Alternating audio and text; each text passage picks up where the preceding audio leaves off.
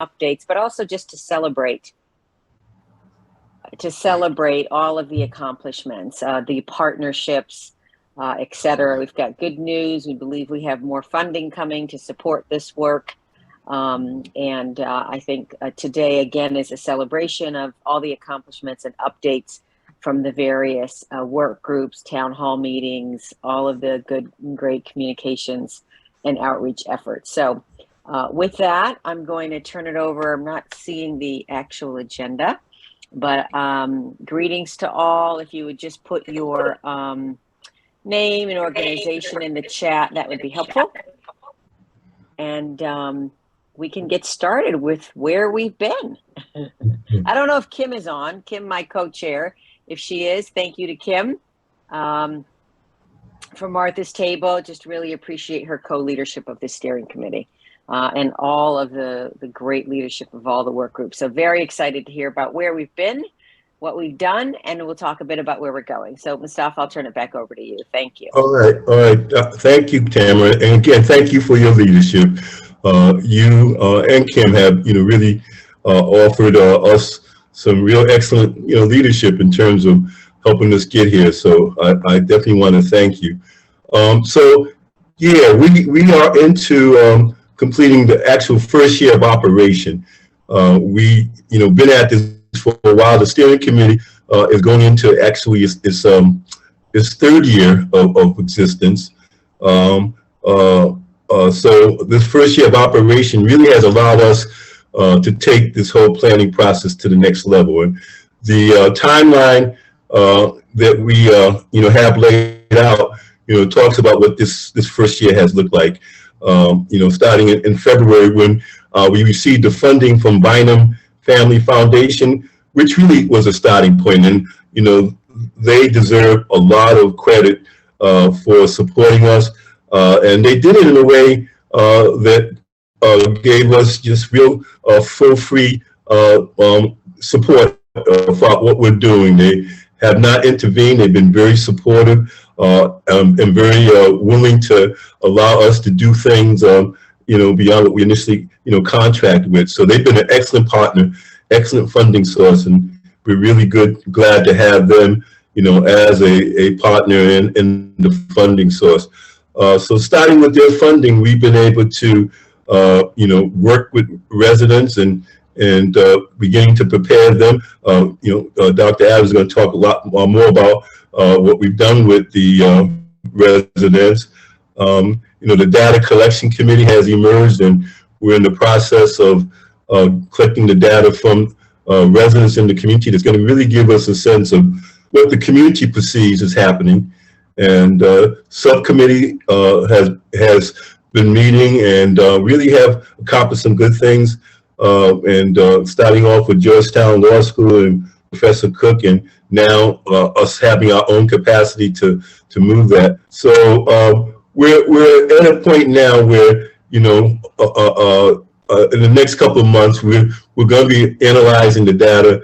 Really begin to look at what we want to do. We have a planning outline that I've been circulating, and that gives us some sense of what we want to do with the plan, and that's going to be the highlight of the next couple of months. Really working to make sure that the plan is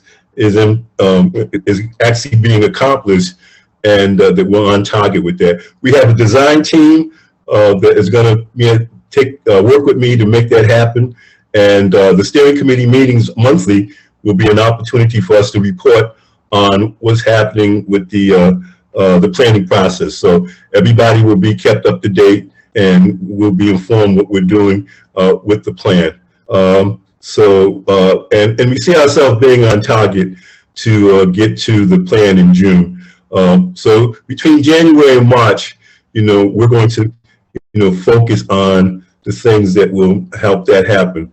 So, Dr. Adams, you go to the next agenda. All right, I'll turn it over to you. Good stuff. Thank you so much, Ms. Alpha, for helping us this far we've come in such a short period of time.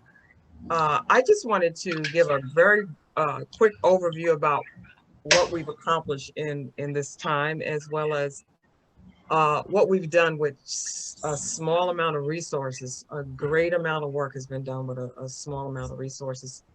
But we do have a steering committee, which is includes 22 members. We've had 12 steering committee meetings. And at that very first meeting with the project launch, we announced the Bainham Family Foundation funding. And in total, we've had 453 participants in attendance. That's across the board. It could be, it's not necessarily non-unique, but we've had a total of 453 people participating in our steering committee meetings. And with that, we're actually creating the Ward 8 Community Economic Development Community Resource Guide. And so we want to make sure that all of our steering committee members are a part of it. It is in a finished draft format. So we'll be getting that out to people. And if you want to be a part of it, please let us know. Basically, the whole crux of what we're trying to do is to remember that how we impact how our work will impact children, families, and community, both now and in the future. So that has been the focus behind all our work. We had a project management team that consisted of 44 people. We had bi-weekly meetings, and as you can see, all of these people were represented in those meetings. We had a community engagement team, project coordination, myself, social media coordinator, administrative assistant, and youth resident engagement coordinator throughout this entire year. We've developed a robust website, which is a centralized location for all our signups. Our database has grown from 400 to over 1,500. On that same website, people have been signing up for community economic development training, subcommittees, participation, and newsletters and contact information. The website also contains our mission, our plan, our goals, our visions. It's also a repository for all our resources and steering committee meetings, advisors, all of them are listed there, and government contacts. Our public relations information is there. We have our theme song, all the videos from our recent meetings. A forum was developed for subcommittee participation to continue interaction. And we've done an incredible amount of social media campaigns and increase our engagement through graphic design, flyers, in-person events, outreach events, and various participation with organizations. Our Facebook page grew from 0 to 448 likes. And people who created a page know how significant that is, to be able to get so many people to get engaged.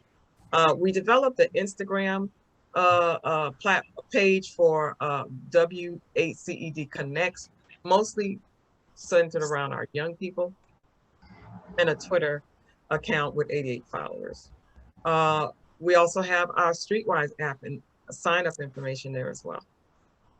We collaborated with several other organizations that you can see listed here to reach out to the community throughout the year.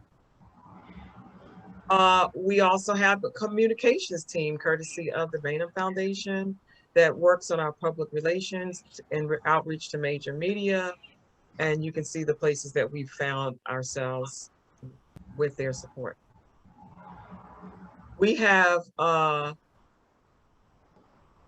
our training, our Ward 8 Community Economic Development training. With our outreach campaigns, we were able to get 560 people to sign up.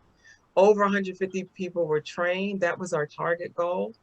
And they've been trained on and as a matter of fact, UPO has done the training with Streetwise, and Maven has done the training for the community economic development.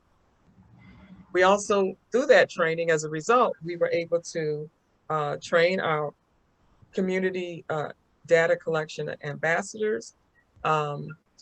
And we were able to get about 18 people to sign up for those positions. And as it relates to the data collection, we have about 18 people, and they were able to be trained by a subject matter expert, Dr. Portia Hemphill, on how to do community data collection. It was an enormous event. We're looking to also get our data collectors trained on trauma-informed care so they can help not only themselves, but the community learn how to deal with trauma. UPO currently has oversight of the data collectors, and DCPCA currently has oversight over the data collection process.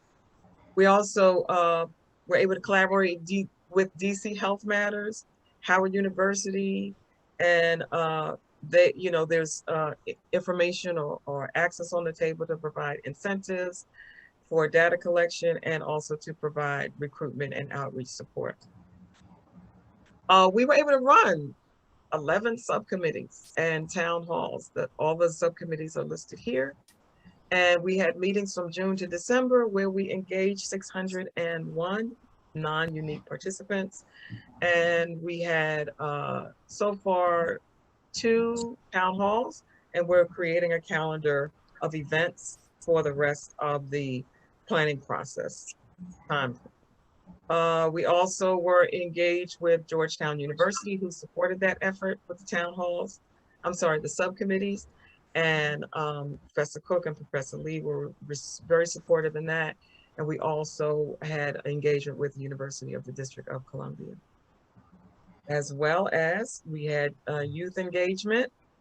We had hired 3 youth resident engagement coordinators who did their part at their particular time. We also collaborated with UPO and other partners where we had 66 youth sign up for a youth event and participate.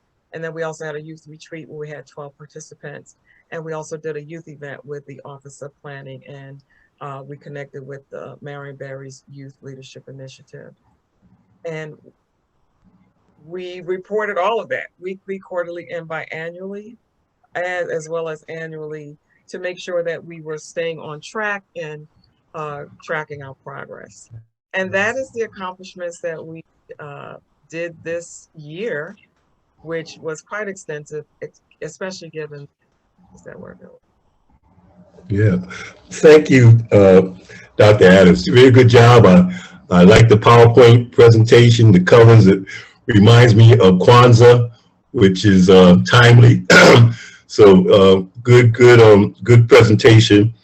And just want to reinforce that this work has been done by a lot of people. By no means is those of us who have been in front. There's a lot of people who've been involved with this in different roles and responsibilities that definitely deserve recognition. And as we go forward, we have a desire to make sure that that happens. This is the starting point. What we're looking at with this plan is recognition that the work that we have to do as a community is long-term work. The fact that we're at this place and that this is a real bottom-up driven process is such a powerful statement. I've been doing this work, throughout the country for a while, and there are very few models, if any, of this kind of effort where a community without government support has really built this kind of infrastructure. And there's implications beyond just Ward 8 with this. We recognize what we're creating can benefit a number of different wards in the community, in the district, which is important because what we're dealing with in Ward 8 is not in isolation of other communities. So we really want to just recognize where we've been, but also begin to talk about what the next steps are and moving forward. So we're really focusing on the development of the plan. That is our commitment. By June, we have actually identified a writer to actually write the plan, which was a major accomplishment, and is someone that I'm very comfortable with, comes highly recommended, and has very, very good skills, as a writer on a number of different levels. So they're going to have the responsibility of taking all this data and everything that we have done and putting it into the actual written plan. And again, we've been circulating the plan outline, and we've gotten feedback from a number of our partners And if you haven't seen the plan yet, the outline, I encourage you, I believe it's online, but if you can go online to look at the plan outline, that'll give you some idea of, where we see the plan, laying out. But the plan is going to really talk about, as a community, how we got here, what has been the history of this community and why this community looks like it does, and really begin to identify what we need to do moving forward to make sure that the community is vibrant. We started off, recognizing that we need to do something to deal with the gentrification that was coming into the community and was coming very rapidly. But I think where we're at now is recognizing that whether gentrification or not, as a community, we just need to take the responsibility of defining, what our next 5, 10, 20 years need to look like, and not wait for anyone, including the government, to come in and help us. Right now we need to, be our own, saviors. And this plan is going to be the community's plan to talk about what that looks like. So we have, we're right on the money, and we'll, inside the plan is an opportunity to talk about what is the actual operational model that we need to use to take the plan and implement it. So we're looking at a couple of things that will allow us to, be creative. What we do know is that we want to keep the focus on the residents. We want the residents to continue to be the core of this whole conversation, and particularly those residents that are in crisis and at risk, because those are the residents who are the most vulnerable in the community.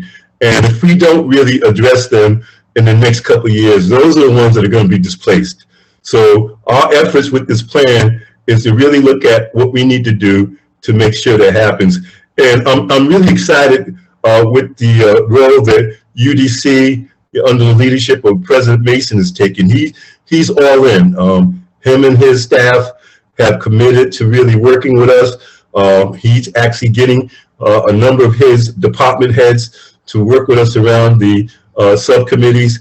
And so this is an opportunity to really institutionalize the work that we're doing. With UDC at the table and with their commitment, we know that this can be moved past personalities, that this plan and what we're trying to do is not related to any individual or any group, that the university has the ability to make sure, again, in the future, 5, 10, 20 years, that this can be sustained. So, University of District of Columbia is such a unique university in the sense that it's the only urban land grant university in the country, and we have that as a resource. So we are just beginning to understand how to make that relationship work, but it has all kind of potential. And I think as the next 6 months play out and beyond, we're going to see the UDC have a strong leadership role, not only in Ward 8, but throughout the district, which they have a responsibility for. So in addition to that, we had a very active small business committee who's done some excellent work. The Enterprise Community Partner has provided leadership and has come up with an actual small business assessment that really has identified some of the core issues around small businesses in Ward 8, and it's been very enlightening. I mean, there's things that we knew going in, but what they were able to uncover is why Ward 8 looks like it does, why we have such a weak small business base, why there's been such less investment in the whole nature of business and entrepreneurship. And so we are really looking for the small business subcommittee to continue to evolve, and already exploring possibilities of creating instruments that can bring more capital in the community. And this is the link that we're trying to do. Make sure that we're looking at comprehensive approach. So long, we've been piecemealing, we've been dealing with symptoms as opposed to the core issue. The work that we have to do and throughout the district is comprehensive. The population that we are looking to really help need multiple services, they need multiple strategies, and no one strategy, no one sector can really address them. So, we see this plan again as an opportunity to talk about how do we link all these pieces together? How do we make sure that nobody is continuing to operate in a silo? And when I first went to Tamara and DC PAC, it was recognizing the link between healthcare and economic development. And, we started that conversation recognizing that you can't talk about economic development unless you have healthy people. And if healthy people don't have access to job and housing, they can't be healthy. So we started this recognizing that the work that we were trying to do is to get everybody to appreciate that we all connected. And if we're going to help the population that needs our support, then we would have to work together and not operate in isolation. So the data that we're collecting is going to really make a difference because it's going to be resident driven. And so that's going to allow us to make sure that these recommendations really do reflect where the community wants to go.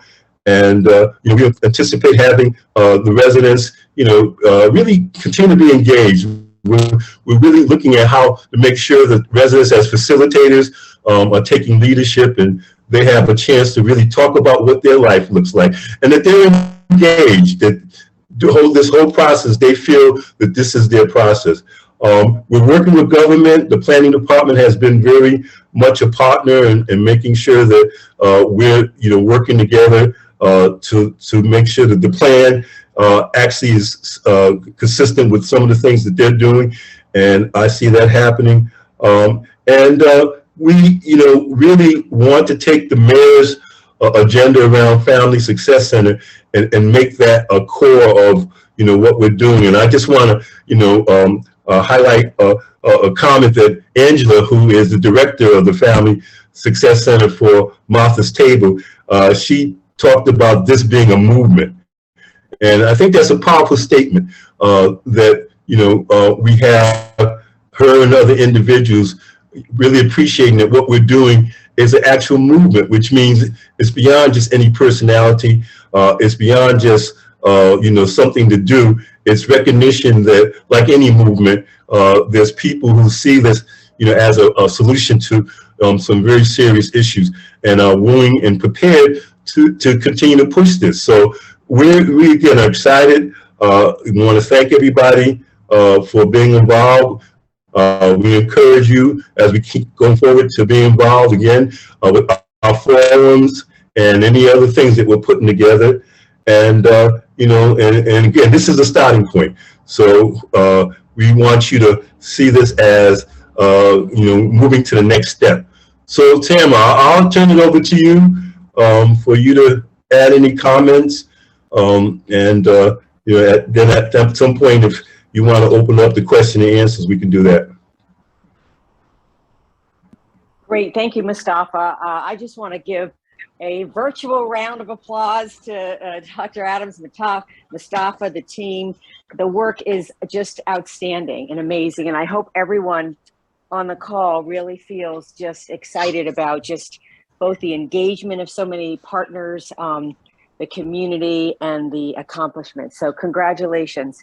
So let's open it up to questions. I do want to note, I know that, DCPCA, DC PAC has been supportive of this work since the beginning, as Mustafa said. And, we were fortunate enough to get some social equity funding and invest in this project as well. And so we're very happy to have contributed a significant amount of money to make this all come together. And we're hoping to continue to seek funding and help to continue supporting the project. So let's open it up to questions and see if there's anything in the chat.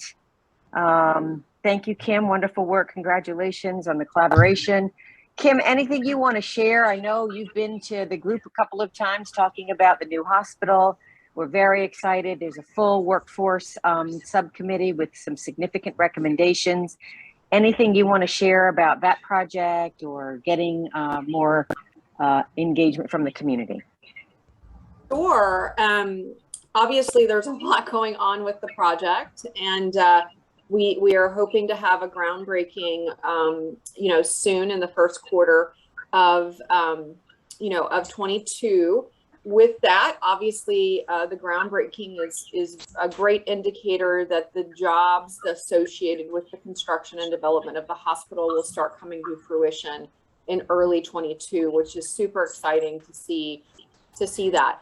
The urgent care is slated to be open late March, early April, depending on the construction and regulatory approval. So we're excited about that as well. But there's a tremendous amount of work, as you said, going on the healthcare pipeline development, and not only just current existing workforce, but really upskilling the Ward 8 and Ward 7 residents, if they so desire. There will be a rolled out education and certification program in 2022 that residents will be able to take part of for free.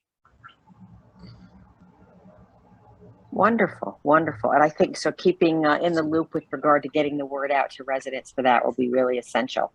Okay, any other, let me see, I'm checking chat. Any other questions? Oh, great, yes. Dr. Adams will be involved. That'll be wonderful. We always get things done when we know Dr. Adams is involved. Questions from the group? Any comments about where we are, where we're going? Very exciting future with 2022 going on. Any other questions or comments? Would someone I just wanted to recognize, I think David Bowers, he was on the line. I think he dropped off, but I do want to, I know Mustafa wants to do the same and recognize the contributions that GCPCA has made to help this project move forward. It really, we couldn't have done it without you. Oh, thank you so much. Yes, and David, I'm not sure if you're still on. Thank you so very much for your support, for both financial support, organizational support. It's been just tremendous, and this work could not have been done without your involvement. There is a question. We also have, I'm sorry, we also have Jennifer Lee from Georgetown University. She's on. Wonderful.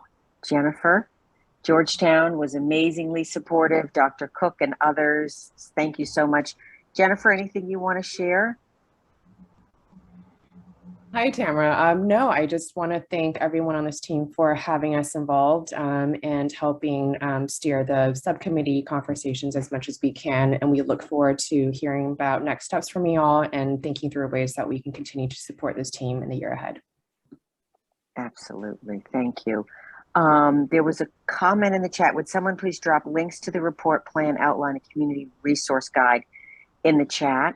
That's way beyond my capacity. But yes, I'm sure Dr. Adams it's going to be sent out to everyone in the database. We just have to get it approved. Got it. So we'll send it out both via email, and it'll be in the. It's always on the website as well. I know. Oh, everything's on the website. We also have Tanya. We also have Tanya from Enterprise on the line. Tanya, would you like to share anything? Enterprise has been a great partner. Well, I just, first of all, wanted to flag that David had another meeting, and I will definitely relay the comments that were made directed to him. But yeah, I wanted to thank everyone, and I wanted to also just shout out Gloria and Chris and Amanda for their support on the small business subcommittee. It's definitely been a joint effort. So looking forward to continuing the work. Good, good. You know, it's just such a blessing to have so many passionate and committed organizations and individuals. It's what makes all of this work. I know the UPO team, so many others, the family success centers, just want to recognize and thank you all for your leadership and for your engagement. You know, you are the most connected to the residents, in addition to, I think, the work Dr. Adams and others have done. And it's just so essential so tremendous, the level of involvement that residents have had in this project. So anything from Lamont or anything from others that have been working on the front lines want to share? Lamont, it'd be good for you to give us some sense of what the ambassadors are doing and what it's been like working with them. So you can give us some feedback? Cool beans. Sorry about that. So we've got we've got 18 ambassadors, and they have been talking to neighbors. They've been going to community events, either events that UPO has put on or other organizations in Ward 8. And essentially they're introducing folks to the Streetwise platform, getting them signed up, teaching them how to create stories. We currently have interacted with about 67 residents in Ward 8. And we're in the process now of breaking down what that data looks like in Streetwise.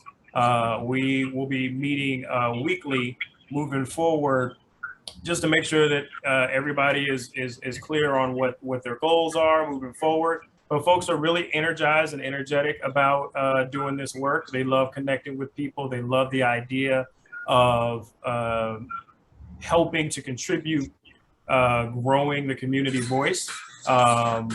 So yeah, we're just going to keep moving forward.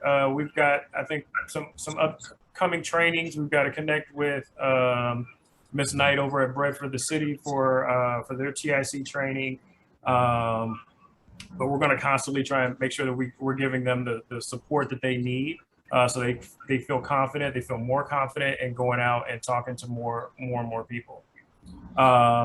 That's essentially it. But if anybody has any specific questions, feel free to ask.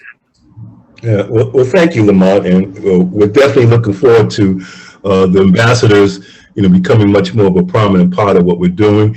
And Amber from DC Health Matters, it's been really a new partner for us, but has come with a lot of energy and support.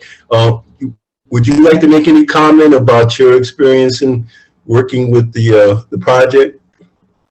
Sure, and sorry I'm not on video this morning. That just wasn't in the cards this morning.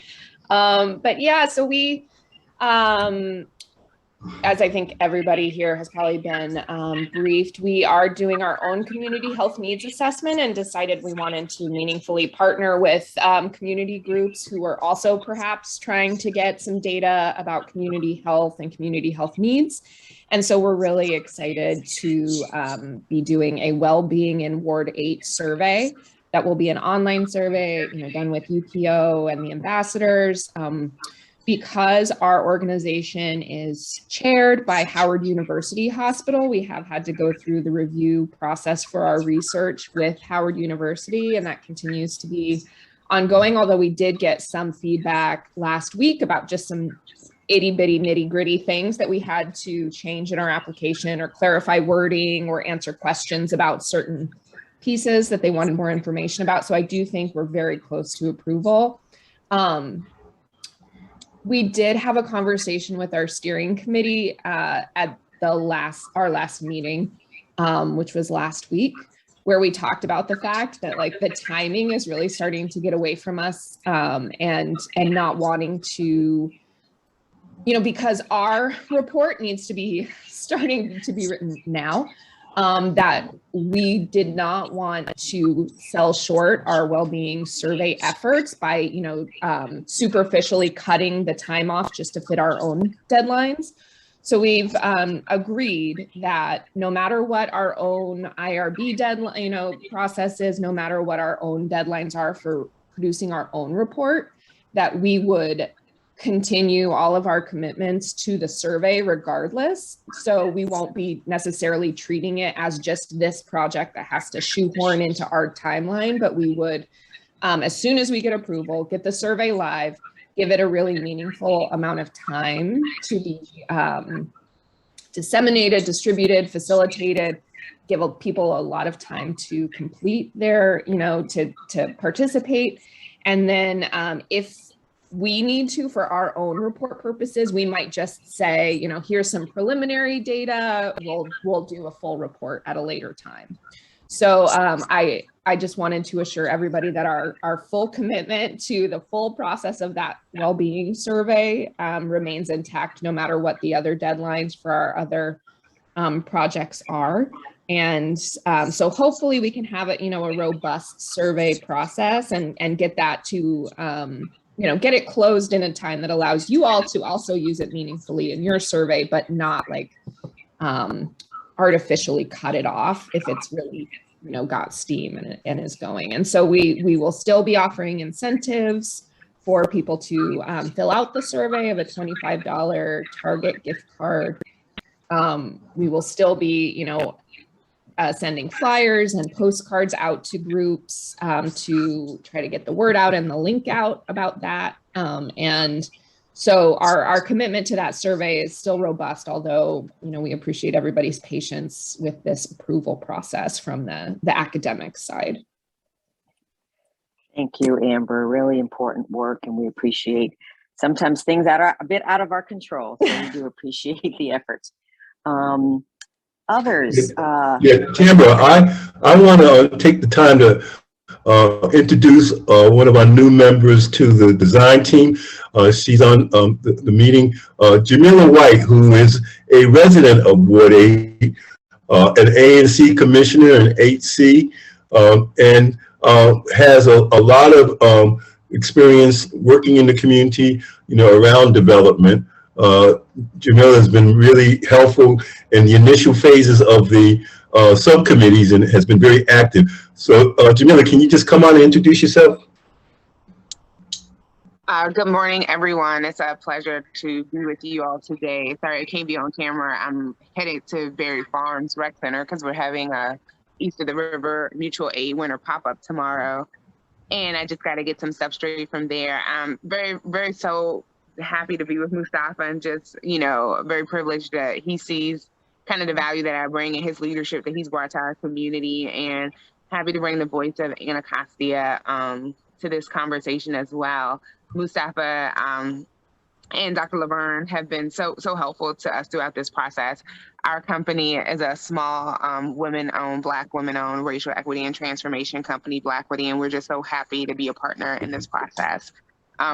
We worked for collectively over 20 years in community economic development programs for Black communities worldwide in the US, Africa, and the Caribbean. So just honored to be able to work at home in this process. And so looking forward to next year, looking forward to some big initiatives that Dr. Adams and I have been talking about and working under her leadership and guidance, especially when it comes to engaging the government on this next budget hearing process that we're already in the midst of and really coming in the midst of, and some other things that we can do to get some wins and some low-hanging fruit done while the plan is being developed. So thank you all for your commitment to this process and a commitment to this community too, whether you're a resident or ally or supporter of us. And I think we have the opportunity and the duty and responsibility to act now. So I'm glad to just be a part of this movement.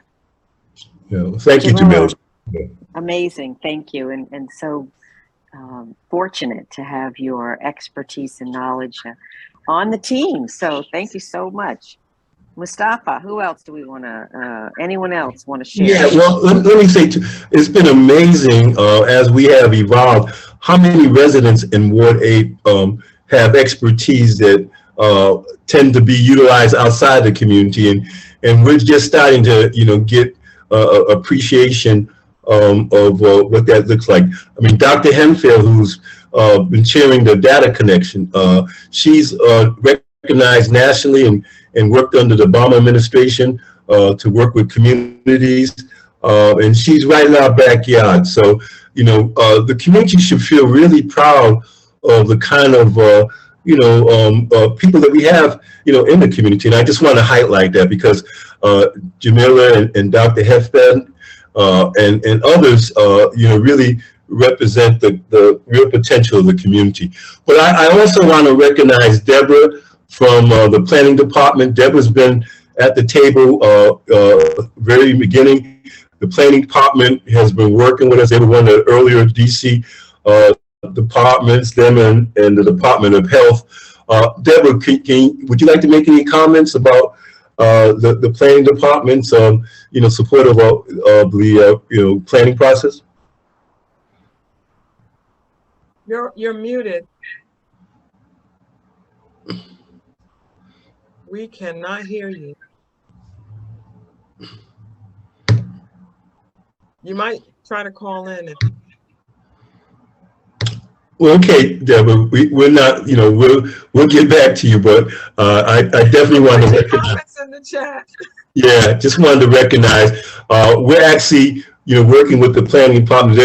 They're in the process of completing a small area plan for Congress Heights that has been really well done. Valencia, who's the point planner, has done an excellent job in getting information from the community, and I have participated in and just recognize a lot of what's going on in Congress Heights and the strategies they're looking at are true for the total Ward 8. So we don't need to duplicate a lot of what they're doing, and so we see this as an opportunity as they could complete the plan to take their plan and continue to build on it. So we see the planning department as a very important partner and working and moving forward. So again, thanks, Deborah, for your support. Yeah, so anybody else have any comments?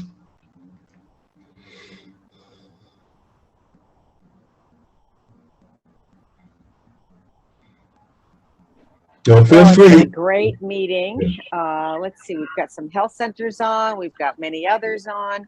Anybody want to share about any of their work with the subcommittees? And myself, what about the town halls? Could you share a little bit about how those have been going? Yeah, well, we had two. Our most recent one was centered around housing, and I know Adam is on the call from Douglas Land Trust. They did an excellent job, giving us an appreciation of what was happening in housing in Ward 8 and the role that they're looking to play around Land Trust. So we also, had two earlier town halls dealing with small business development and workforce development. So we're by the end of the month, we'll have a calendar that will lay out the next town hall meetings for the at least through May, and that way everybody will have on that calendar be able to know which subject matter we'll be dealing with and the date and time of that town hall. But we're going to use the town hall meetings to actually make sure people are connected. And also give residents an opportunity through the town halls to really talk about their concerns and their needs. And that's what the town hall are really serving. And at the last one in particular, we had a very lively conversation, which talks about the need to create these kind of vehicles so that residents can express themselves and have a place where collectively they can share. So again, we'll have that information to everybody going into the first year. We'll make sure it's posted, and we'll make sure that we send it out to everybody who's part of our area, who's signed up and getting correspondence from us. Awesome. It looks like Deborah has tried to get back on. Can you talk, Deborah? No, she's here, but she still has the same issue. Okay. All right. All right. Thanks, Mustafa. This is Adam from the Douglas Community Land Trust. My colleagues who actually were the ones presenting at the Land Trust are actually at a groundbreaking today over at Skyland. So excited about that. But really appreciate the opportunity to speak with folks and hear from the ground level what folks are interested in terms of housing, and provide an update on what we're doing with our community land trust. the area. So thank you again. Look forward to collaborating with everybody more. Thanks, Adam. Thanks, Adam. And this is what this work has done. You know, so many times, you know, we're out here doing this work and we really get a chance to, you know, connect and build relationships and get to know each other, you know, people who are doing this work. So this whole experience has been really an opportunity for us, you know, collectively to understand that, you know, we are all in this together and that, you know, we can be supportive of each other. And if we all win, you know, if we all work to win, then everybody wins. So, you know, going forward, I believe that we're going to create a community where, you know, everybody from the residents and service providers feel much more connected. And that's what a community should be. It should be a place where everybody, you know, feels that they, you know, have a place and they feel better connected. And you know, as we mentioned earlier in the presentation, you know, everything that we do, we want to be child-centered, family-focused, and community-based.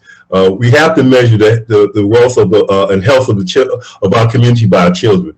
You know, if our children are malfunctioning and if they're in danger, they're in jeopardy, no matter what we're doing economically, it doesn't matter. You know, so we see that the well-being of our children as the core measurement of our success as a community. And Deborah did put a note in the chat for everyone. Thank you to everyone who's participated in the small area planning process for Congress Heights. This past Saturday, they sponsored a community workshop on urban design. It was well attended by residents and stakeholders. And she said that Valencia Wilson will send out an update. So thank you, Deborah. We're sorry we couldn't hear directly from you, but appreciate your comments in the chat. So any other comments? Just so much exciting work going on. Very, very excited for the future.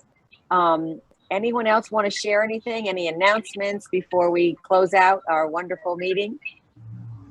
Amber is sharing a resource in the chat. Yeah, I just found a cool transportation related transit equity data dashboard at a webinar that I was not familiar with. So I just wanted to share that in case it's of interest for the group. Great, wonderful. All right, Mustafa, Dr. Adams, anything else we want to share? No, I think this was a very good meeting. I feel good about, you know, us being able to share what we're doing. Again, I want to thank everybody, you know, for your involvement, and we look forward to seeing everybody in January and at the next steering committee. Absolutely. Thank you so much, Mustafa. The leadership has been just astounding. Happy holidays to everyone. Wish you best health, be safe. Hopefully in 2022, we'll be able to get back together again in person. But really just thank you for the tremendous amount of work everyone has put in, and we look forward to continuing to work together. So have a wonderful holiday and be safe. All right. Thanks, Tamara. Thanks, everybody. Bye, everybody. Happy holidays. Thanks for coming. Take care. Bye-bye.